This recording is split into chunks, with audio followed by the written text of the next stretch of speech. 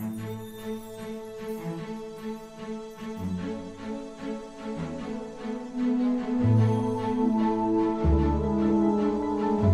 you ever wondered what makes a video click and get clicked on YouTube? For instance, how do you structure your videos so the language you use is understood? How do you mix images and sound to create an emotional connection to your work? Well, this is exactly what you're about to learn. Hi, I'm Steve Washer with BrainyVideo.com, and today we're starting a new series called The Video Expose that we'll do once a month on why videos work on YouTube and maybe why they don't. My goal in every one of these videos will be to give you something you can use right away on your own marketing videos. And here's the idea. You see, it's all well and good to talk about what Apple is doing, for example, with their gazillion-dollar budgets and ad agencies and huge marketing departments, thinking night and day about the problems of creating attractive ads for the most highly valued company on earth. And it sounds really good to be able to talk about it, but how many of us actually have the staffs to use those techniques? So we're taking a different path. And if Apple does something I think we can use in our video marketing, I'll be sure and pass it along to you.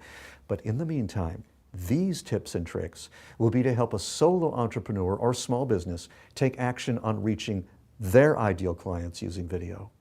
And today, we'll start with a wonderful little web series by John McWade of Before and After. Here's his site, and here's his YouTube channel.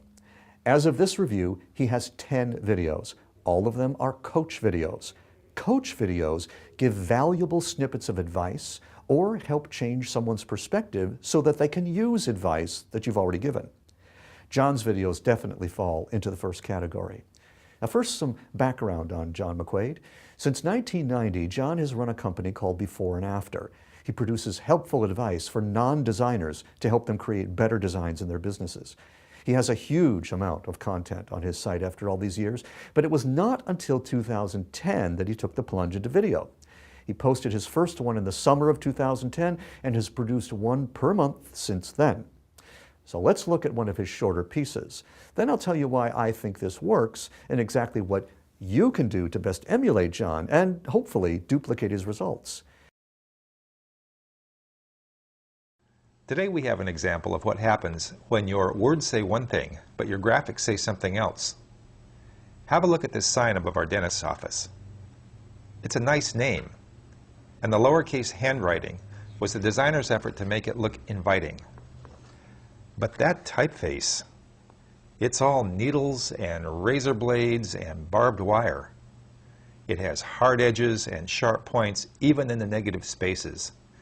And those needles on the end. Red is not a good color for a tooth, even if it's intended to be in a little heart.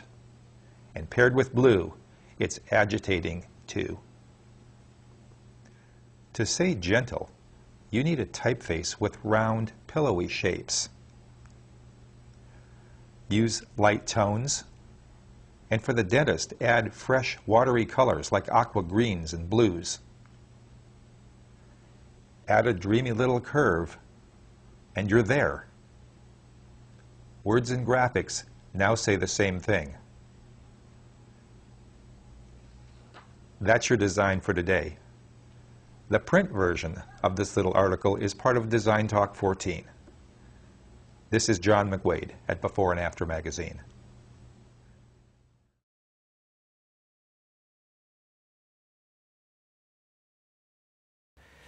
Notice how John launches right into the task at hand. He starts with the problem and goes right to the solution. No talking about who he is, no call to action, no setup at all, in fact. He goes right to the heart of the issue. Now, being a designer, he brings a designer's sensibility to his videos. And by the way, I've rarely seen a designer who could not make the jump to video in a very elegant way. John uses the video screen like the canvas of a painting. He keeps it free of distractions and extraneous information. He graphically and simply illustrates every single concept he uses. He never uses text when he can use an illustration instead. This, I think, is one of the keys to his success. Video is a very visual medium. It demands images, and John gives them in a way that makes his meanings crystal clear.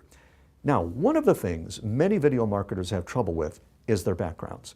They maybe have small offices that don't seem right for making videos, and John could have made the same excuse. But then he would have missed the thousands and thousands of views he's received over the last 10 months. Let's look at how he solved the problem. First, he uses proper composition. Notice how his canvas obeys the rule of thirds. And as a designer, John is hyper aware of the effect that bad design has on our eyes, and he uses all the tools and tricks he has to avoid that. 2, his set is dressed. That is to say, he's carefully arranged the background elements to do 2 critically important things. 1, let the viewer know that this is a man who knows what he's talking about. For one thing, the office is neat and ordered. There are some books behind him, but they hardly dominate the frame. They do show that he reads. The background is also in the background. It doesn't dominate the frame. Notice the company products in the background also, and also that this is a man who's a real person. See the portrait to his right? It makes us feel warm and cozy if we happen to spot it in the background. Then there is the light coming in the window. Many video marketers set themselves smack up in front of the window, and this puts them in silhouette and makes the window itself the most dominant part of the frame.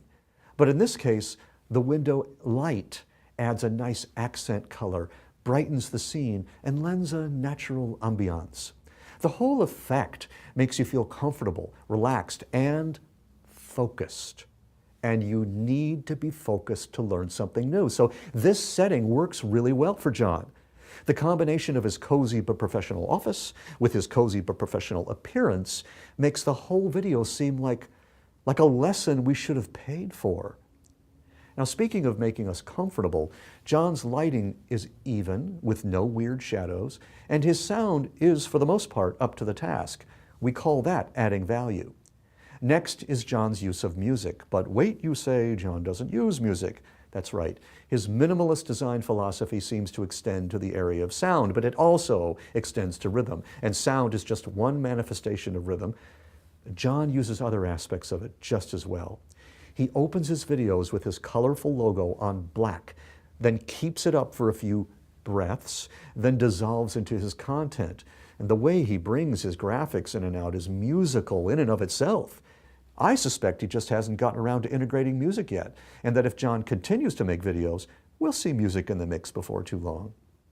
Now, this spareness in approach is evident in every single frame of his video. You could say John's videos have about 4% body fat. This is extraordinary, especially in a video. In video, people, myself included, tend to talk more than we should, certainly more than we need to. And by saying nothing that doesn't add to illustrating his concepts, John shows remarkable restraint. I do think this adds to his growing legend as an authority on design, but I also think his market is going to want to know more about him as he makes more videos. And I know he has a company to run, but I think he should be posting videos once per week instead of once per month. Also, if there was one area where he could look for a little more consistency, it might be sound. Sometimes his audio is a little hot and sometimes a little soft. Fortunately, it doesn't detract from his message because he is at least using a microphone instead of trying to go without one. Now, I haven't said anything about John's distribution methods because I don't know that he's doing an awful lot in that area.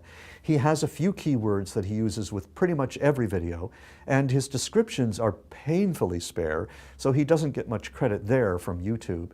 He does use the transcription service available, which I think helps his ratings a little, but his results are coming from the value in his videos. At least that's what it looks like to me. The marketing aspect that has been most successful for him is titles. His most watched video is How to Design a Logo Fast, and is partly because of his title. So, what can you learn from John's videos? I think there are several important takeaways that anyone can use right now. Number one, and the biggest one, be very careful about your backgrounds. They can make or break you. Number two, be very economical with your language.